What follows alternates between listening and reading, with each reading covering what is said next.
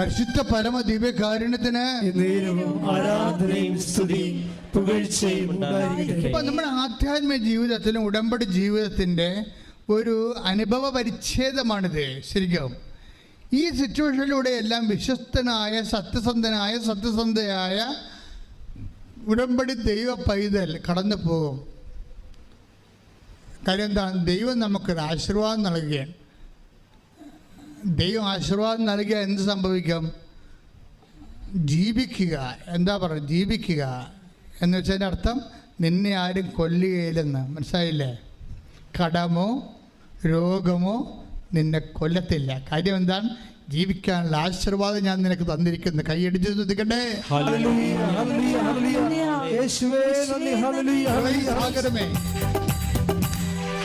ശ്രദ്ധിക്കട്ടെ.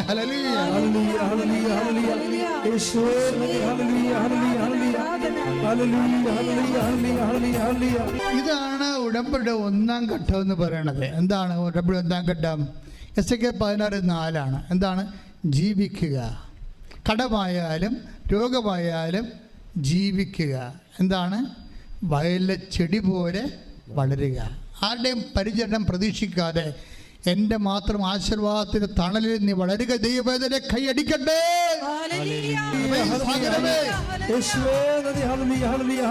Ezekiel 16 മുതലുള്ള തിരുവചനങ്ങൾ. ഇവയിൽ ഒന്നെങ്കിലും ചെയ്യാൻ ആർക്കും ദയ തോന്നിയില്ല. ആർക്കും നമ്മൾ ദയ തോന്നാത്തൊരു കാലം. എന്നിട്ട് ദൈവത്തിന് മാത്രം ദയ തോന്നുന്ന ഒരു കാലത്തിലൂടെയാണ് ചിലപ്പോൾ നമ്മൾ കടന്നു പോകുന്നത്. ജനിച്ച ദിവസം തന്നെ നീ വെറുക്കപ്പെടുകയും. ഓ എൻ്റെ അമ്മേ, നോക്കിയാൽ ഇത് കണ്ട, ഞാൻ പറഞ്ഞില്ലേ, വെറുക്കപ്പെടും. ചിലപ്പോൾ ബന്ധുക്കൾ, സ്വന്തപ്പെട്ടവർ, കൂട്ടുപണിക്കാർ, അങ്ങനെ അല്ലെങ്കിൽ നമ്മുടെ ഓഫീസിലുള്ളവർ, വെറുപ്പിൻ്റെ ഒരു കാലം ഉണ്ടാകും. വെറുപ്പിൻ്റെ കാലം ഉണ്ടാകുമ്പോൾ തിരിച്ച് വെറുത്തോണ്ട് നീ ഉടമ്പടിയുടെ ബ്രേക്ക് ചെയ്യരുത്. തിരിച്ച് അതായത് ഉടമ്പടി എന്ന് പറയണത് ദൈവവുമായിട്ട് ചെയ്തിരിക്കുന്ന ഒരു ബന്ധമാണ്. അതിൻ്റെ സബ്സ്റ്റൻസ് എന്ന് പറഞ്ഞാൽ ലവ് ഓഫ് ഗോഡാണ്. ദൈവ സ്നേഹത്തിനെ ഇപ്പം നിന്നെ വെറുക്കാം. ഇപ്പം നമുക്കറിയാമല്ലോ, ഇപ്പം ഈശോയെ യൂദാസ് വന്ന് മുത്തണില്ലേ? ഈശോ ഗെത്സെമനയിൽ യൂദാസ് വന്നിട്ട് ഈശോയെ ചുംബിക്കുന്നുണ്ട്. അപ്പോൾ ഈശോ അറിയാം, ഇവൻ ചുംബിച്ച് കാണിച്ചു കൊടുക്കണമെന്നറിയാം. കാര്യം യോഹന്നാനും ഈശോയും ഏതാണ്ട് ഒരേ ലക്ഷണമായത് കാരണം പ്രധാന പുരോഹിതന്മാർക്കും പട്ടാളക്കാർക്കും ആളറിയാൻ പാടില്ലാത്ത കാരണം ആളെ ചൂണ്ടിക്കാണിക്കുന്ന പകരം ചുംബിച്ച് കാണിച്ചു കൊടുക്കുകയാണ്. അപ്പം അത്രയും നിഷ്ഠൂര കഠോര പ്രവർത്തനമാണ് ഇവൻ ചെയ്യണത്. പക്ഷേ ഈശോയുടെ വിശുദ്ധിയെ, ഈശോയുടെ ദൈവസ്നേഹത്തെ അതിന് മങ്ങലേൽപ്പിക്കാൻ ഈ യൂദാസിൻ്റെ ഈ കാപട്യത്തിന് ഈ കാലൻ്റെ കാപട്യത്തിന് പറ്റണില്ല. ഈശോ എന്താ പറയണത്? ഈശോ എന്താ യൂദാസിനെ ആ സമയത്ത് വിളിക്കണത്? സ്നേഹിത. Take the word of God. മത്തായിയുടെ സുവിശേഷം 26 വാക്യം. അവൻ പെട്ടെന്ന് യേശുവിന്റെ അടുത്ത് ചെന്ന് അവൻ പെട്ടെന്ന് യേശുവിന്റെ അടുത്ത് ചെന്ന് ഗുരു സ്വസ്തി എന്ന് പറഞ്ഞ് അവനെ ചുംബിച്ചു. യേശു അവനോട് ചോദിച്ചു, സ്നേഹിത. ഇതാണ് സാധനം. കണ്ട, യേശു ഈ കാലനോട് ചോദിക്കുകയാണേ. യേശു അവനോട് ചോദിച്ചു. എന്താണ് പറയണത്? എടാ കാലമാടാ, നീ എന്നെ കൊല്ലാൻ വേണ്ടിയല്ലേ എന്നാണ് ചോദിച്ചത്? അല്ല, സ്നേഹിത. ഇതാണ് ട്രാൻസ്ഫിഗറേഷൻ. ഈശോയുടെ മെറ്റമോർഫിയ എന്ന് പറയും. കർത്താവ് താബോർ മലയിൽ സംഭവിച്ചതിൻ്റെ അടുത്ത സ്റ്റെപ്പാണ് ഇവിടെ നടക്കുന്നത്. ഉടമ്പടിയിൽ ഇരിക്കുന്നവർ ഒരു താബോറിലേട്ടുള്ള യാത്രയിലാണ്. അവരുടെ മനുഷ്യത്വത്തിൻ്റെ ഇങ്ങനെ മെറ്റമോർഫിയ സംഭവിക്കും. ഒരു രൂപാന്തരീകരണം. തന്നെ കൊല്ലാൻ വേണ്ടി വന്ന കാലനെ സ്നേഹിത എന്ന് വിളിച്ചുകൊണ്ട് വിശുദ്ധിയുടെ കൊടിമുറി കേഴുന്ന കർത്താവിൻ്റെ തനി താബോറാണിത്. രൂപാന്തരം സംഭവിക്കുന്നത്. എന്താ കാര്യത്തിൽ വിശുദ്ധിയാണ് ഇവിടെ വരണത്. കാര്യം ഹെബ്രായ ലേഖനം എടുത്ത് വിദ്വേഷത്തിൻ്റെ വേര് ഹെബ്രായർ 12:15. ഹെബ്രായർക്ക് എഴുതിയ ലേഖനം 12-ാം അധ്യായം 15-ാമത്തെ തിരുവചനം. ദൈവകൃപ ആർക്കും നഷ്ടപ്പെടാതിരിക്കുവാൻ ശ്രദ്ധിക്കുവിൻ. കണ്ടാ, ഈശോ വളരെ ശ്രദ്ധിക്കുന്നുണ്ട് അവിടെ. യൂദാസ് ചുംബിക്കുമ്പോഴും തൻ്റെ കൃപ നഷ്ടപ്പെട്ടു പോകാതിരിക്കാൻ വേണ്ടി ഈശോ ശ്രദ്ധിക്കുന്നുണ്ട്. മനസ്സിലായില്ല? അത് നിങ്ങൾ ശ്രദ്ധിക്കണം, ഞാനും ശ്രദ്ധിക്കണം. യൂദാസും പിലാത്തോസും ഒക്കെ നമ്മുടെ ചുറ്റും എപ്പോഴും ഉണ്ടാകും. പക്ഷേ ദൈവം ശ്രദ്ധിക്കണം എന്താണ്? കൃപ നഷ്ടപ്പെട്ടു പോകാതിരിക്കാൻ. അപ്പോൾ അതാണ് ഹെബ്രായർ 12:15. ഒന്ന് വായിച്ചേ. ദൈവകൃപ പറഞ്ഞേ. ദൈവകൃപ ആർക്കും നഷ്ടപ്പെടാതിരിക്കുവാൻ ശ്രദ്ധിക്കുവിൻ. വിദ്വേഷത്തിന്റെ വേര് വളർന്ന് ഉപദ്രവം ചെയ്യാതിരിക്കുവാൻ സൂക്ഷിക്കുവിൻ. ഈശോ സൂക്ഷിക്കുകയാണ് വിദ്വേഷം. കാര്യം ഇവനോട് ആർക്കാലും വിദ്വേഷം തോന്നുമില്ല. അപ്പം നിങ്ങൾ എപ്പോഴും ശ്രദ്ധിക്കണം. നിങ്ങളുടെ അതിർത്തി തർക്കമുള്ള ആൾക്കാരുണ്ടാകും, നിങ്ങളുടെ പ്രൊമോഷൻ പിടിച്ചു വച്ചിരിക്കുന്ന ആൾക്കാരുണ്ടാകും, അതുപോലെ തന്നെ നിങ്ങൾക്ക് കൊട്ടേഷൻ കൊടുത്തിരിക്കുന്ന ആൾക്കാരുണ്ടാകും, നിങ്ങളുടെ ഈ തകർച്ച കാണാൻ ആഗ്രഹിക്കുന്നുണ്ടാകും. പക്ഷെ നിങ്ങൾ ശ്രദ്ധിക്കേണ്ടത് എന്താണ്? വിദ്വേഷത്തിൻ്റെ വേര് വളർന്ന് അശുദ്ധരാകാതിരിക്കാൻ ശ്രദ്ധിക്കുവേൻ. പിന്നെ ആദ്യം ശ്രദ്ധിക്കേണ്ടത് എന്താണ്? ദൈവകൃപ ആർക്കും നഷ്ടപ്പെടാതിരിക്കാൻ സൂക്ഷിക്കുവേൻ. ഇത്തരം കാര്യങ്ങൾ ഉടമ്പടിയിലൂടെ പോകുമ്പോൾ ഒരു താബോർ നമ്മളിൽ സംഭവിക്കുകയാണ്. എന്താണ്? ഒരു രൂപാന്തരീകരണം. ആ രൂപാന്തരീകരണം സംഭവിക്കണമെങ്കിൽ ഇതുപോലുള്ള ഏജൻറ്റുകൾ ഉണ്ടാകണം. യൂദാസ്, പിലാത്തോസ്, അങ്ങനെ കുറേ ഏജൻറ്റുകളില്ലേ?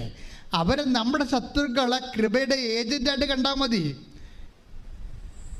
മനസ്സിലായി? Your enemies and opposite counterpart are only the promoters and agents of your grace. കൈയടിച്ച് കർത്താവേ ഹല്ലേലൂയ ഹല്ലേലൂയ ഹല്ലേലൂയ യേശുവേ നന്ദി. ഹല്ലേലൂയ ഹല്ലേലൂയ ദൈവകൃപ. ഹല്ലേലൂയ ഹല്ലേലൂയ ഹല്ലേലൂയ ഹല്ലേലൂയ ഹല്ലേലൂയ ഹല്ലേലൂയ. സ്തുതിക്കട്ടെ. ഹല്ലേലൂയ യേശുവേ നന്ദി. ഹല്ലേലൂയ ഹല്ലേലൂയ ഹല്ലേലൂയ ഹല്ലേലൂയ ഹല്ലേലൂയ ഹല്ലേലൂയ യേശുവേ സ്തുതി. ഹല്ലേലൂയ ഹല്ലേലൂയ. എൻ്റെ ദൈവപൈതലേ, ഉടമ്പടിയുടെ ആത്മാവെന്ന് പറഞ്ഞത് എന്താണ്? അത് ക്രിസ്തുവാണ്. ഈ ക്രിസ്തുവിനെ ഈ ഉടമ്പടിയിലൂടെ കണ്ടെത്താൻ കഴിഞ്ഞാൽ ഉടമ്പടി പൂർണ്ണമായി. അത് നിത്യത വരെയാണ് അതിൻ്റെ നിയോഗഫലങ്ങൾ നിലനിൽക്കുന്നത്. അതെന്താ ഇങ്ങനെ പറയാൻ കാരണം എന്ന് വെച്ച് കഴിഞ്ഞാൽ, ഇപ്പോൾ തന്നെ നോക്കിയേ, ഇപ്പോൾ യൂദാസിനെയും കവർ ചെയ്ത് ഈശോ വളർന്നിരിക്കുകയാണ്. അവൻ വിദ്വേഷത്തിൻ്റെ വേര് വളരാൻ അനുവദിച്ചില്ല, ആ വിശുദ്ധി നഷ്ടപ്പെടാൻ അനുവദിച്ചില്ല. അവനെ സ്നേഹിത എന്ന് വിളിച്ചുകൊണ്ട് വീണ്ടും ഈശോ താബോറിലെ രൂപാന്തരപ്പെട്ടതുപോലെ ഇവിടെ പ്രായോഗികമായ ഒരു താബോറ, പ്രാക്ടിക്കൽ താബോറാണ് ശരിക്കും പറഞ്ഞാൽ ഈ കാൽവരി എന്ന് പറയുന്നത്. മറ്റതിനെ ആശയപരമായ താബോറാണ്. നമുക്ക് ദൃശ്യവൽക്കരിച്ചു, പക്ഷേ അത് പ്രയോഗവൽക്കരിക്കുന്നതും ടാഞ്ചിബിൾ ആക്കുന്നതുമെല്ലാം കാൽവരിയിലെ താബോറിലാണ്. താൽവരിലെ ഈശോ ട്രാൻസ്ഫിഗറേഷൻ വല്ലാണ്ടങ്ങോട്ട് മാറുകയാണ്. എന്ന് വെച്ച് കഴിഞ്ഞാൽ അവസാനം ഈശോ ക്രൂശിക്കപ്പെട്ടു മരണത്തിൻ്റെ അവസാന നിമിഷം ഈശോ ചെയ്യുന്ന ലാസ്റ്റ് ചെയ്തുണ്ട്. എന്ത് പറയും? ഈ കൂടെ തന്നെ കൊല്ലാൻ വേണ്ടി കൂട്ടുനിന്നവരെ കൂടി സ്വർഗത്തിലേക്ക് തൻ്റെ കൂടെ കൊണ്ടുപോകാനുള്ള മാർഗങ്ങൾ അന്വേഷിക്കുന്ന ഈശോ. That is Christ. അതാണ് ക്രിസ്തു. ശ്രുതികട്ടെ ഹല്ലേലൂയ ഹല്ലേലൂയ ഹല്ലേലൂയ ഹല്ലേലൂയ ഹല്ലേലൂയ. പരിശുദ്ധ പരമ ദിവ്യകാരുണ്യത്തിന് ആരാധനയും സ്തുതിയും പുകഴ്ചയും ഉണ്ടാകട്ടെ. ഇത് വളരെ തന്ത്രപരമായിട്ട് പഠിച്ചെടുക്കേണ്ട ഒരു പാഠമാണ്. ക്രിസ്തു ഒരു ഉടമ്പടിയിലൂടെ പോവുകയാണ്. ഉടമ്പടിയുടെ വിശ്വസ്തത ബ്രേക്ക് ചെയ്യാൻ ഒത്തിരിയേറെ അവസരങ്ങൾ വന്നിട്ട് അതിനെയൊക്കെ കവർ ചെയ്തുകൊണ്ട് ഈശോ കുരിശിൽ നിൽക്കുമ്പോൾ പിതാവിൻ്റെ തിരുമനസ്സിനോട് വിശ്വസ്തത പാലിച്ചുകൊണ്ട് ഉടമ്പടിയുടെ അവസാനത്തെ നിയോഗം നിറവേറ്റാൻ വേണ്ടി വിനാഴിക മാത്രം ബാക്കി നിൽക്കുമ്പോൾ യേശുവിൻ്റെ മനസ്സിൽ വരണ എന്താണെന്നറിയാവോ? 2 കള്ളന്മാർ മാത്രമല്ലേ ഇവിടെ ഉള്ളു, ബാക്കിയെല്ലാം അമ്മയും അപ്പോസ്തലന്മാരും ഒഴിച്ച് ബാക്കിയെല്ലാം കള്ളന്മാരാണ്. എന്താ കാര്യം? പക്ഷെ ഇവർക്ക് വേണ്ടി കൂടിയല്ല ഈശോ മരിച്ചത്. അല്ല, ഇവരെ ഒഴിവാക്കിയിട്ടല്ല ഈശോ മരിച്ചത്. ഇവരുടെ കൂടെ ആത്മരക്ഷയ്ക്ക് വേണ്ടിയാണ് ഈശോ മരിച്ചത്. അതുകൊണ്ട് ഈശോ കരയും. ശരിക്കും അവൻ ജെറുസലേം പട്ടണത്തിൽ കരഞ്ഞതുപോലെയാണ് കുരിശിൽ കിടന്ന് കരയണത്. ജെറുസലേം പട്ടണത്തിൽ കരഞ്ഞത്, ഇനി എനിക്ക് ഭൂമിയിലൊരു മനുഷ്യ അവതാരമില്ലല്ലോ അപ്പാ, ഇവർ മാനസാന്തരപ്പെട്ടില്ലെങ്കിൽ ഞാനിത്തരം കഷ്ടപ്പെട്ടത് വെറുതെ ആകുമല്ലോ അപ്പാ എന്ന്. ആ ഒരു കരച്ചിൽ നീണ്ടു പോണതാണ് കുരിശിലെ. അപ്പാ എന്ന് വിളിച്ച് കരയാം. എന്താ കാര്യം? ഇവിടെ കൂടെ നിൽക്കുന്നവരെല്ലാവരും ഈശോയുടെ ഒരു മനസ്സുണ്ട്. എന്താണ്? എന്നിൽ വിശ്വസിക്കുന്ന നിങ്ങളും എൻ്റെ കൂടെ പിതാവിൻ്റെ കൂടെ 12 ഗോത്രങ്ങളെ ഭരിക്കുമെന്ന് അപ്പോസ്തലന്മാരെ കുറിച്ച് പറഞ്ഞപ്പോൾ അപ്പോസ്തലന്മാർ മാത്രമല്ല, ഈ ഭൂമിയിലുള്ള എല്ലാ മനുഷ്യരും തൻ്റെ കൂടെ സ്വർഗസ്ഥമാകണമെന്നുള്ള ആഗ്രഹത്തിലാണ് ഈശോ ഇത്രയും കാലമെല്ലാം ജോലി ചെയ്തത്, പിതാവിൻ്റെ ജോലി ചെയ്തത്. അതുകൊണ്ടാണ് ഈശോ പറഞ്ഞത്, ഞങ്ങളെ പ്രലോഭനത്തിൽ ഉൾപ്പെടുത്തരുതേ, ഇങ്ങനൊരു സിറ്റുവേഷനിലേക്ക് പിലാത്തോസിനെ കൊണ്ട് എത്തിക്കരുതേ, ഇങ്ങനെ ഒരു സാഹചര്യത്തിലേക്ക് യൂദാസിനെ കൊണ്ട് എത്തിക്കരുതേ, ഞങ്ങളെ പ്രലോഭനത്തിൽ ഉൾപ്പെടുത്തരുതേ. എന്ന് വെച്ച് കഴിഞ്ഞാൽ പാപം ചെയ്യാനുള്ള അവസരങ്ങൾ അവർക്ക് കൊടുത്താൽ അവർ പാപം ചെയ്യും. എന്തായാലും അവസരം കൊടുത്താലും പാപം ചെയ്യാത്ത മനുഷ്യരായി വിശുദ്ധിയുടെ കൊടുമുടി കയറാൻ അവരെ അഭിഷേകം ചെയ്യണമേ അപ്പാ എന്ന് പറഞ്ഞുകൊണ്ട് ഇവിടെ റൈറ്റ് ഓഫ് ചെയ്യാനുള്ള സാധ്യത നോക്കും ഈശോ. പിലാത്തോസിൻ്റെ പാപങ്ങൾ, ശതാധിപൻ്റെ പാപങ്ങൾ, പട്ടാളക്കാരുടെ പാപങ്ങൾ, തന്നെ കല്ലെറിയുന്നവരുടെയും തുപ്പിയവരുടെയും പാപങ്ങൾ എല്ലാം പിതാവിനെ കൊണ്ട് മറപ്പിക്കാൻ വേണ്ടി അപ്പാ അത് മറന്നു കളയണമെന്ന് പറയും. അപ്പാ അത് ഓർക്കരുതേ അപ്പാ എന്ന് പറയും. അതാണ് ഈശോ അവസാനം പറയുന്നത്. അതാണ് ഈശോയുടെ ഉയർച്ച. വിശുദ്ധിയിലേക്ക് ഇങ്ങനെ ഉടമ്പടിയിൽ ഉയർന്നു വരുന്ന ഈശോയെ നമുക്ക് കാണാം. ഈ വിശുദ്ധിയിലേക്ക് ഉയരുമ്പോൾ എപ്പോഴും നമ്മൾ ശ്രദ്ധിക്കേണ്ടത് രൂപാന്തരീകരണം. ഈശോ ദൈവത്വത്തിലേക്ക്, ദൈവത്തിൻ്റെ പൂർണ്ണതയിലേക്ക് മനുഷ്യത്വം നിലനിൽക്കുമ്പോൾ തന്നെ ഉയർന്നു വരുന്ന ഈശോ ദൈവത്തിൻ്റെ പൂർണ്ണത കാണിക്കുകയാണ്. കുരിശിൽ കൈയടിച്ച് ശ്രദ്ധിക്കട്ടെ. പരിശുദ്ധ പരമ ദിവ്യകാരുണ്യത്തിന് അതുകൊണ്ടാണ് ഈശോ പറയണത്, പിതാവേ, എൻ്റെ അവസാനം 23:34 യേശു പറഞ്ഞു പിതാവേ അവരോട് ക്ഷമിക്കണമേ, അവർ ചെയ്യുന്നതെന്തെന്ന് അവർ അറിയുന്നില്ല. അവസാനത്തെ രൂപാന്തരീകരണമാണിത്. ഇതിനേക്കാൾ വലിയ ഒരു മനുഷ്യന് ദൈവത്തിലേക്കുള്ള ആ ലിങ്കിൻ്റെ ലാസ്റ്റ് പോയിന്റ് വന്ന് നിൽക്കുകയാണ്. എന്താണ്?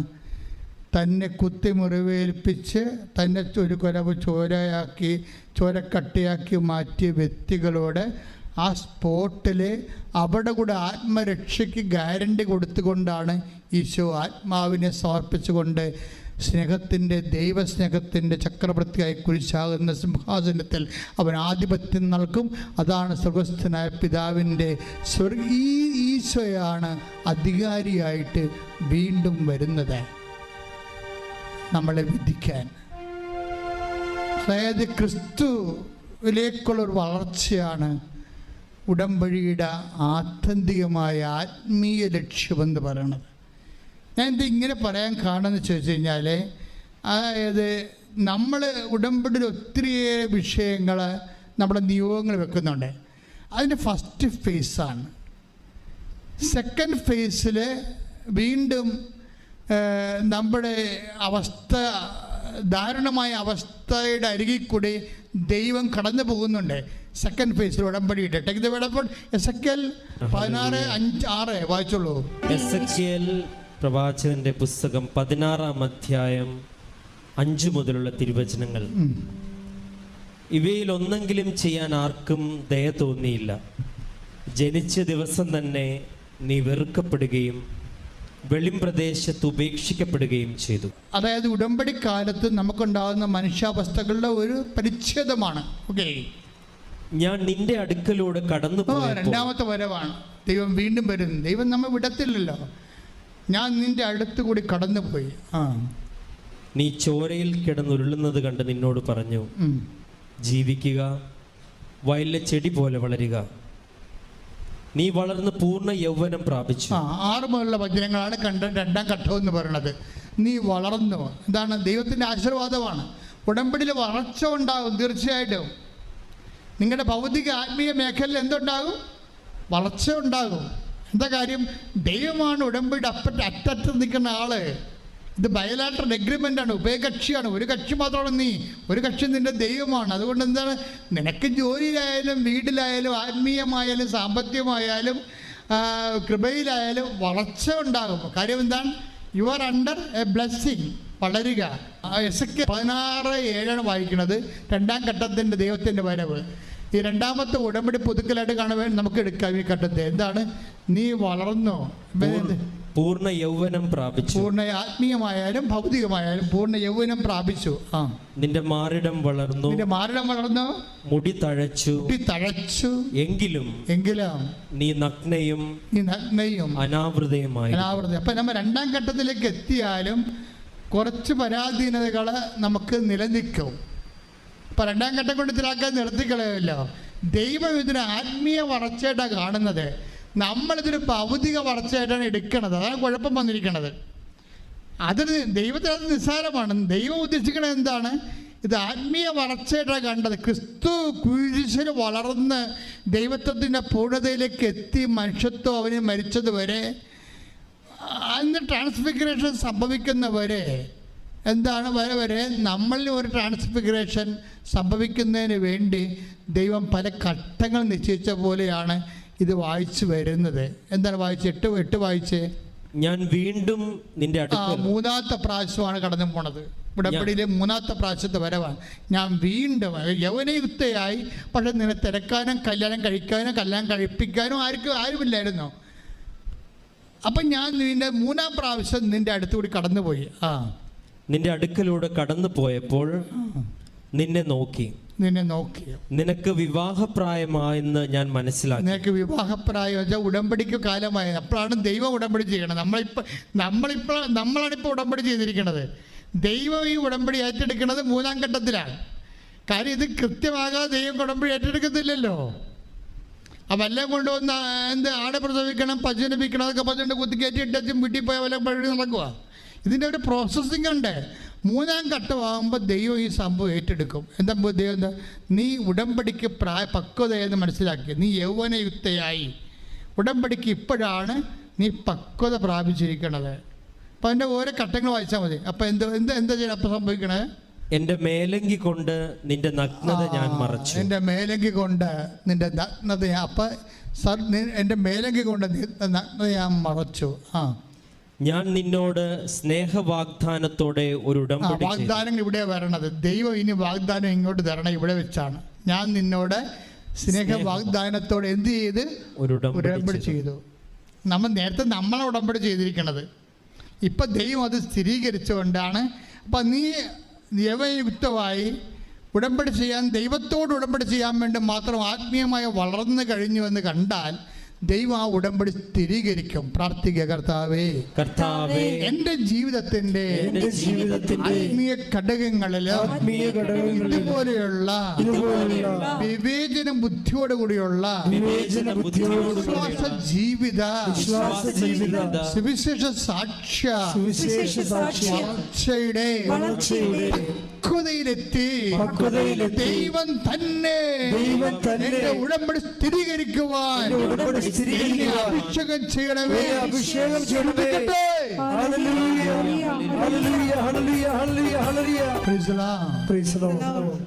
വചനത്തിൻ്റെ അഭിഷേകത്തിലാണ് നമ്മളെ ഇപ്പോൾ ഒത്തിരിയേറെ വിടുതലും രോഗസൗഖ്യവും ജീവിത വിഷയത്തിനും ദൈവിക ഇടപെടൽ ഉണ്ടാകുന്ന സമയമാണ്. എൻ്റെ മക്കൾ എത്രയും മാത്രം ചെയ്താൽ മതി. അച്ഛൻ പ്രാർത്ഥിച്ച് തീരുന്നവരെ നിങ്ങളുടെ തലയിൽ കൈവച്ചുകൊണ്ട് വിശ്വാസ പ്രമാണം ചൊല്ലിക്കൊണ്ടിരിക്കണം. അപ്പം നിങ്ങളുടെ ജീവിതത്തിൻ്റെ വ്യത്യസ്തങ്ങളായ വിഷയങ്ങൾ കർത്താവിനെ കാണിച്ചു തരുന്ന അനുസരിച്ചുകൊണ്ട് ഞാൻ പ്രാർത്ഥിച്ചുകൊണ്ടേയിരിക്കും. വിശ്വപ്രമാണം അറിയാൻ പറ്റാത്തവർ ഇടിമുഴക്കുമ്പോൾ സ്തുതിച്ചുകൊണ്ടിരിക്കണം. ശ്രദ്ധിക്കട്ടെ, വിശ്വപ്രമാണം ചൊല്ലട്ടെ. കർത്താവേ, നിൻ്റെ ഉന്നതമായ നാമത്തിന് സ്വന്തം ചെയ്യുന്ന കർത്താവേ നിൻ്റെ വിശുദ്ധ പൗരോഹിത്യത്തെ മഹത്വപ്പെടുത്തണമേ കർത്താവേ. കർത്താവേ, സഭയിലുള്ള സാന്നിധ്യം പ്രകടമാക്കണമേ കർത്താവേ. കർത്താവിന്റെ തിരുമുറമാർന്ന മരതകരം, കർത്താവ് ആണിപ്പെടുതാണെന്ന അത്ഭുതകരം ഓരോ മകന്റെ മേലും ഓരോ മകളുടെ മേലും വെക്കണമേ കർത്താവേ. അടിപ്പിണർ പോലെ, സംഗീതാഘാതം പോലെ ദൈവിക ശക്തി ഉച്ചവൻ ഉള്ളംകാലം വരെ എല്ലാ കോശങ്ങളിലും പെശുകളിലും ഇടിമിന്നലെ പോലെ പ്രസരിക്കട്ടെ. യേശുവിന്റെ നാമത്തിൽ മാരകരോഗങ്ങള്, യേശുവിന്റെ നാമത്തിൽ മാരകരോഗങ്ങള്, യേശുവിന്റെ നാമത്തിൽ മാരകരോഗങ്ങൾ മാറിപ്പോകട്ടെ. ശ്രദ്ധിക്കട്ടെ. ഹല്ലേലൂയ, ഹല്ലേലൂയ, യേശുവേ, ഹല്ലേലൂയ, ഹല്ലേലൂയ. ആരാധന, ആരാധന, ആരാധന. ഹല്ലേലൂയ.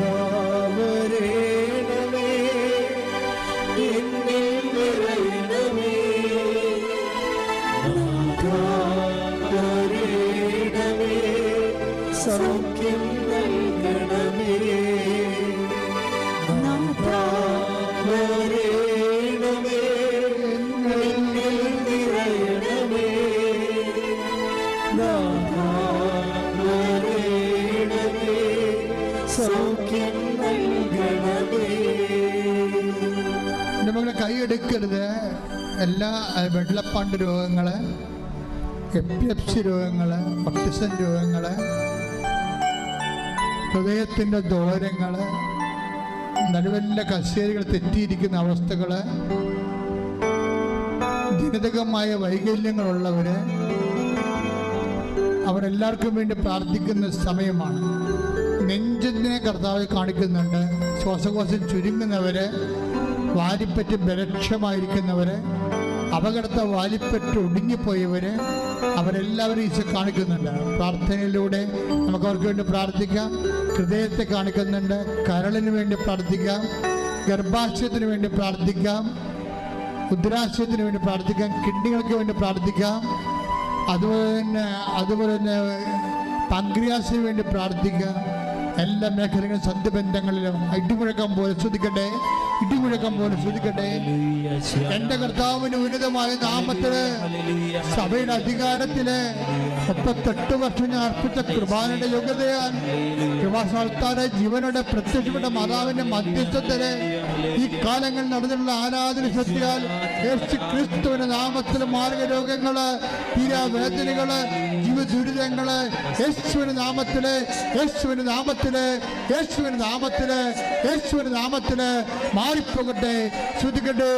ഹല്ലേലൂയ, ഹല്ലേലൂയ, ഹല്ലേലൂയ, യേശുവേ, ഹല്ലേലൂയ, ഹല്ലേലൂയ, ഹല്ലേലൂയ.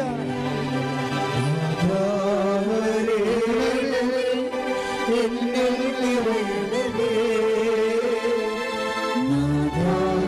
വരേണമേ, സൗഖ്യം നൽകണമേ, വരേണമേ, എന്നിൽ നിറയണമേ, വരേണമേ, സൗഖ്യം നൽകണമേ. മക്കളെ കൈയെടുത്ത് കൈ നെഞ്ചത്ത് വെക്കണം. ഇപ്പം ജോലിയില്ലാത്തവർക്ക്, വരുമാനം മുട്ടിപ്പോയവർക്ക്, യാത്ര മുടങ്ങിപ്പോയവർക്ക്, മെഡിക്കൽ ടെസ്റ്റിന് പരാജയപ്പെട്ടവർക്ക്, പരീക്ഷകളുടെ റിസൾട്ട് പ്രതീക്ഷിക്കുന്നവർക്ക്, വസ്തു വിൽക്കാൻ പറ്റാതിരിക്കുന്നവർക്ക്, വീടില്ലാത്തവർക്ക്, വഴിയില്ലാത്തവർക്ക്, സാമ്പത്തിക മേഖല തകർച്ചയുള്ളവർക്ക്, വിവാഹം പിരിഞ്ഞ് ജീവിക്കുന്നവർക്ക്, ലഹരിയുടെയും മദ്യപാനത്തെ ആസക്തിയിൽ വിഷമിക്കുന്നവർക്ക്, വലിയ കടങ്ങളിലും കേസുകളിലും പെട്ട് വിഷമിക്കുന്നവർക്ക്, ജയിലാകപ്പെട്ട വിടുതലിന് വേണ്ടി പ്രാർത്ഥിക്കട്ടെ. ശ്രദ്ധിക്കട്ടെ, ശ്രദ്ധിക്കട്ടെ. Hallelujah, hallelujah. എന്റെ കർത്താവിന്റെ ഉന്നതമായ നാമത്തില്, സഭയുടെ അധികാരത്തില് 38 വർഷം അർപ്പിച്ച കൃപാന്റെ യോഗ്യതയാൽ, കൃപാസ്ഥാനത്താലെ ജീവന്റെ പ്രത്യക്ഷയുടെ മാതാവിന്റെ മധ്യസ്ഥത്തിൽ യേശുക്രിസ്തു ഉന്നതമായ നാമത്തിൽ ജീവദുരിതങ്ങള്, ജീവ തടസ്സങ്ങള് യേശുവിന്റെ നാമത്തിൽ മാറിപ്പോകട്ടെ. ശ്രദ്ധിക്കട്ടെ. ഹല്ലേലൂയ, ഹല്ലേലൂയ, യേശുവേ, ഹല്ലേലൂയ, ഹല്ലേലൂയ, ഹല്ലേലൂയ, ഹല്ലേലൂയ, ഹല്ലേലൂയ. വരേണമേ, എന്നിൽ നിറയണമേ, വരേണമേ,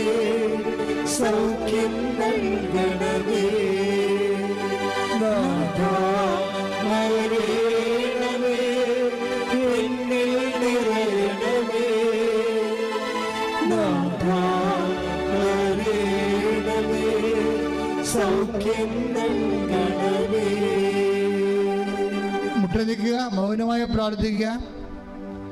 എന്തെങ്കിലും വിഷയം അച്ഛൻ വിട്ടുപോയിട്ടുണ്ടെങ്കിൽ മൗനമായി പ്രാർത്ഥിക്കുക.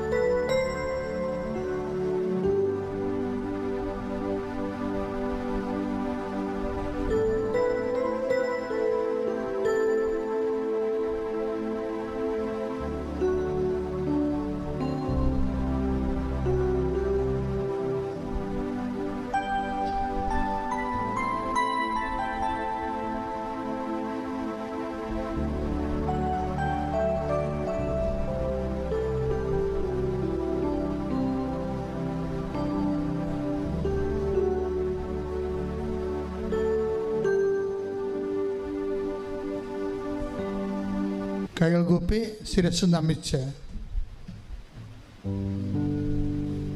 ആരാധന ആശീർവാദം സ്വീകരിക്കുക. ഇന്ന് ഉടമ്പടി ആരാധനയിൽ കേട്ട എല്ലാ വചന സന്ദേശങ്ങളും ഉൾക്കൊണ്ടുകൊണ്ട് ജീവിക്കുക, വയലിലെ ചെടി പോലെ വളരുക എന്നുള്ള കർത്താവിൻ്റെ വലിയ വാഗ്ദാനത്തിൻ്റെ അഭിഷേകത്താൽ ഉടമ്പടിയിൽ അതിജീവനത്തിൻ്റെ അഭിഷേകം ലഭിക്കുവാൻ നമുക്ക് പ്രാർത്ഥിക്കാം. നമ്മളിൽ ആസന്ന മരണമായിരിക്കുന്ന നന്മയുടെ അംശങ്ങളെ ഉത്തേജിപ്പിക്കുവാൻ, ജ്വലിപ്പിക്കുവാൻ പ്രത്യേക അഭിഷേകത്തിനു വേണ്ടി നമുക്ക് പ്രാർത്ഥിക്കാം. വിശുദ്ധിയുടെ കൊടുമുടിയിലേക്കുള്ള നമ്മുടെ യാത്രയിൽ നമ്മൾക്കുണ്ടാകുന്ന ബുദ്ധിമുട്ടുകളെല്ലാം കൃപയുടെ ടാപ്പിംഗ് ടൈമാണെന്നുള്ള വലിയൊരു ബോധ്യവും അത് തിരിച്ചറിയുവാനുള്ള അഭിഷേകത്തിൻ്റെ നയനങ്ങളും തുറക്കുവാൻ ഇടവരുത്തണമേ എന്ന് നമുക്ക് പ്രാർത്ഥിക്കാം. നമ്മളോട് ജീവിക്കാൻ പറയുന്ന കർത്താവ് നമ്മുടെ ഉടമ്പടി ഏറ്റെടുത്ത് നമുക്ക് ആവശ്യമായതെല്ലാം നൽകി നമ്മളെ വിരുന്നിന് വേണ്ടി ഒരുക്കുമ്പോഴേക്കും നിത്യജീവൻ്റെ വലിയ ലക്ഷ്യം വെച്ചുള്ള നമ്മുടെ ഉടമ്പടി യാത്രയിൽ ഈ ആരാധനയുടെ നിമിഷങ്ങളിൽ ദൈവികമായി വെളിപ്പെടുത്തലുകൾ നൽകിയതിനെ ഓർത്ത് നമുക്ക് ദൈവത്തിന് നന്ദി പറയുകയും, കർത്താവേ, അങ്ങ് ഞങ്ങളുടെ മുൻപിൽ സന്നിഹിതനായിരിക്കുന്ന അങ്ങയുടെ സാന്നിധ്യം ഞങ്ങൾ അനുഭവിക്കുവാൻ ഞങ്ങളെ ശക്തരാക്കണമെന്നും പ്രാർത്ഥിച്ചുകൊണ്ട് ശിരസ് കുമ്പിട്ട് നമുക്ക് ആരാധനയുടെ ആശീർവാദം സ്വീകരിക്കാം.